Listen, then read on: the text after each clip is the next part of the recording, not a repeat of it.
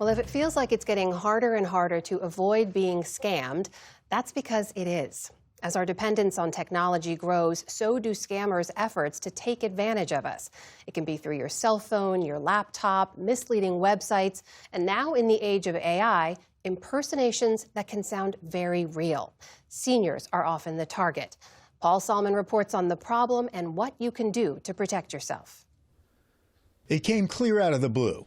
My scam started in the evening with a phone call from Amazon. Someone is trying to purchase a MacBook, and they're using your name, your account number, and also your bank account number. Was 72-year-old Jane Dean suspicious? My normal, rational, logical mind was subsumed by the anxiety and the panic that I was feeling. So she followed the instructions. They transferred me to their fraud department. And they said, oh, okay, well then we need to transfer you to the Social Security Administration. That last guy was the scammer, to whom she actually sent $26,000, was about to send another $30,000 when her local bank manager smelled a rat, searched the address online, and showed it to her. It's an empty house at a new homes construction site. And he said, you are being scammed. So was Dean unusually unwarned? Unarmed? I've always protected myself and paid attention to red flags. And when I was on the phone with the scammers, my red flags did not work. She'd simply panicked, like so many have. Fraudsters bilked Americans out of an estimated $200 billion in 2024. And AI may make that a lowball number. I think of it as the industrial revolution for fraud criminals. Kathy Stokes runs fraud protection at AARP. It just ups their game so much. They can scale, they can perfect. And when we can't tell fact from fiction, it's a pretty bad place to be in.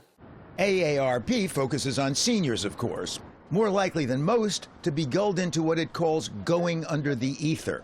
But old folks at home aren't the only ones.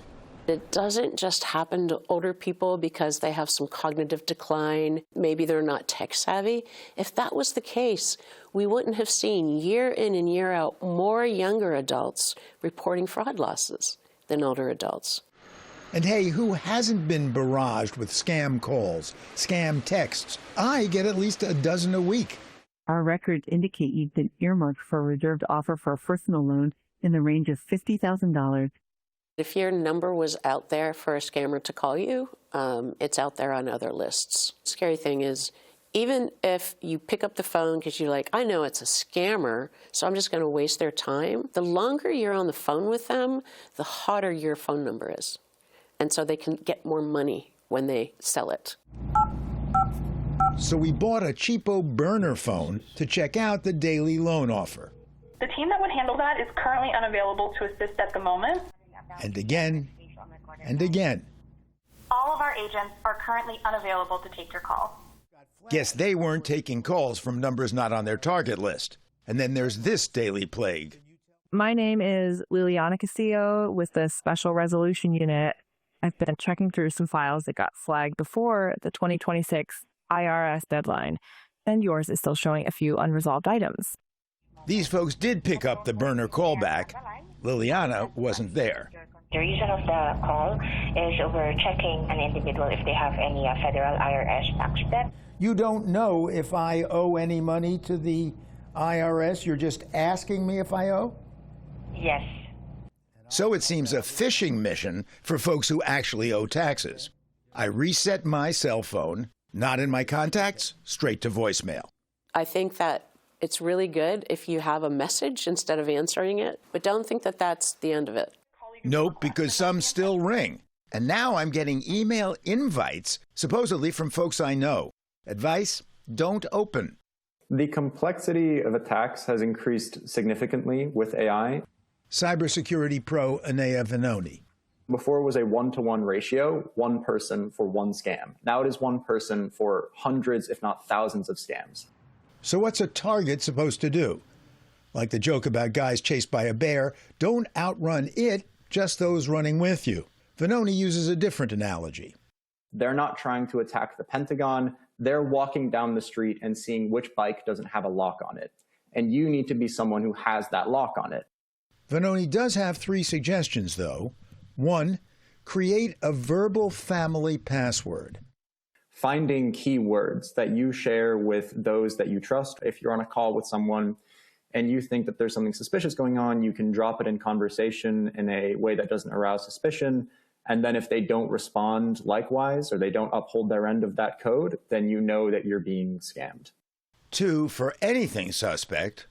You're getting a call from a friend or even someone at your local bank.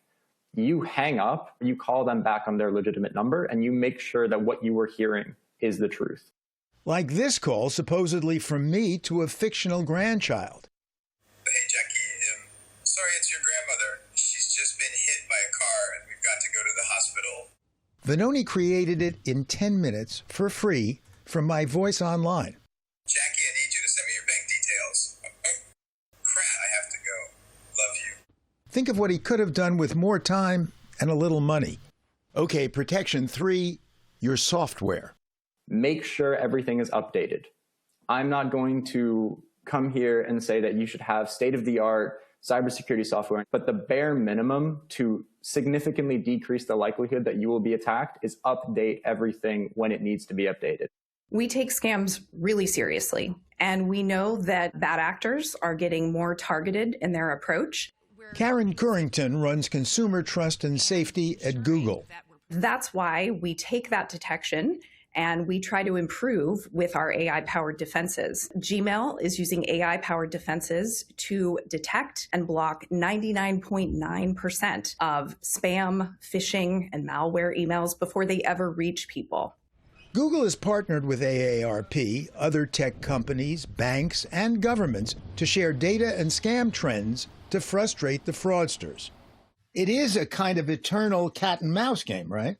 As tactics evolve, as we see new adversarial tactics, we are always trying to stay ahead of the scammers. Do you or people at Google ever have any misgivings about developing AI, which has the side effect of helping scammers figure out how to scam?